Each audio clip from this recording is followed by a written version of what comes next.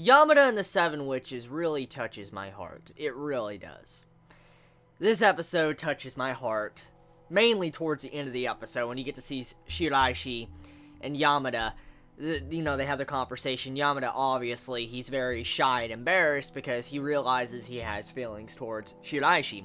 Shiraishi, makes a declaration, says, like, I will not go back to the way I was in the past, and very sweet. But, there's something I haven't actually been mentioning about this series I really want to talk about that really makes this a great romance series. What I really like about the elements of the rom-com, or the magic element of Yamada and the Seven Witches, is that it allows characters to grow bonds, better bonds between each other. Like Shiraishi and Yamada kind of swapping bodies, it allows them to understand each other's situation at home, to their daily lives, to their body, or whatever. It allows them both to understand each other and get to understand how they work in their everyday life. And it allows those two to grow closer and closer together.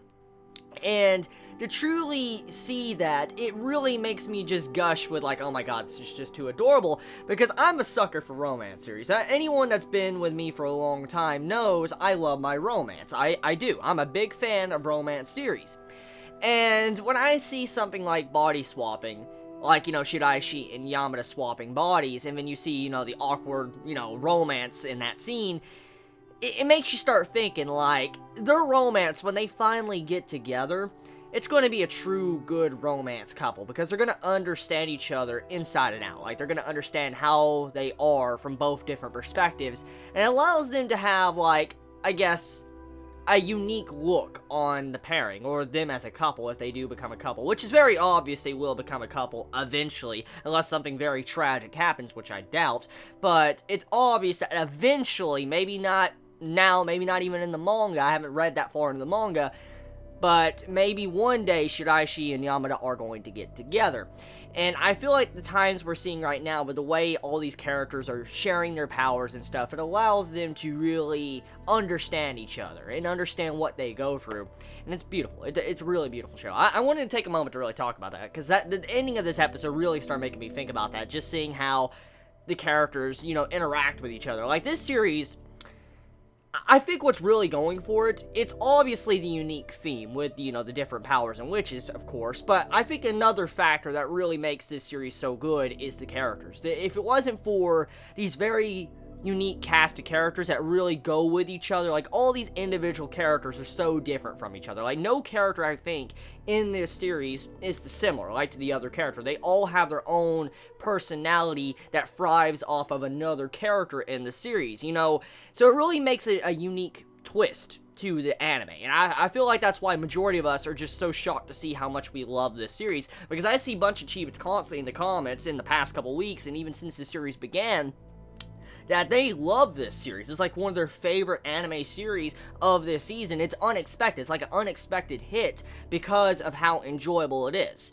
Now, getting into the details, now that I've, rambled on about, how my thoughts of, the powers and stuff, which, sorry about that. Let's talk about the episode. So, the main focus of this episode is where a new witch killer is introduced. Yeah, we get some confirmation that all witches have to be female, which I kind of already figured out, but now we know that there can't be a male witch. And so there is witch killers. We found out that there's more than one witch killer. So we thought Yamada was like the only dude to have like magical powers to be able to swap powers between each other. No, he isn't. We got to find out there's another character that can actually steal abilities from witches and take it from them to where they will not be able to use their powers anymore.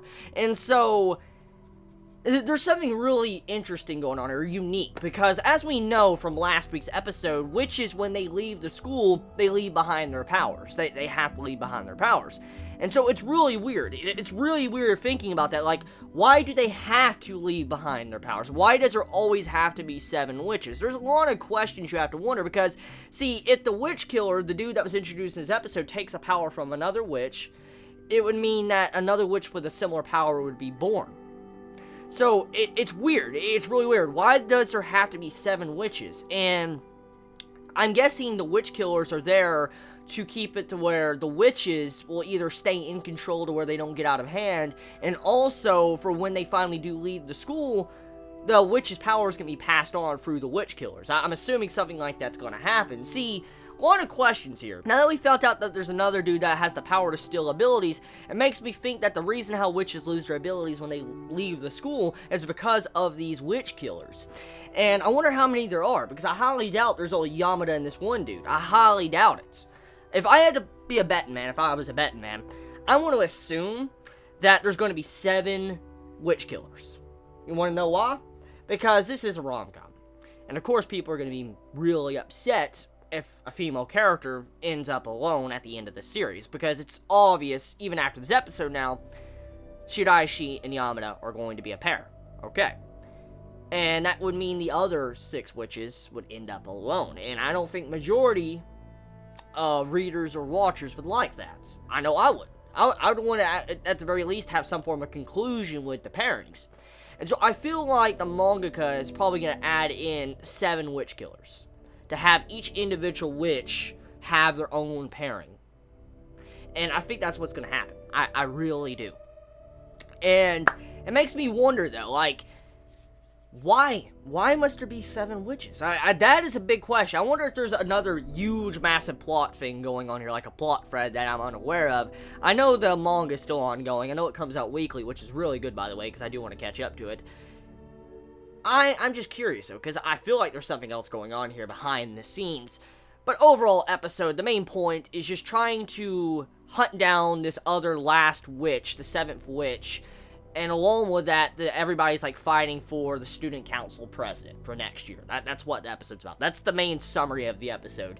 And so, yeah, I mean, I like the themes of the episode. It adds in some interesting concepts, revealing a lot of information, and of course, the way it's done, I guess, especially with the introduction of the new witch killer, I could see that it's a little bit fast. I can tell the pacing is fast in that scene, because the way the dude got introduced is, like, out of nowhere.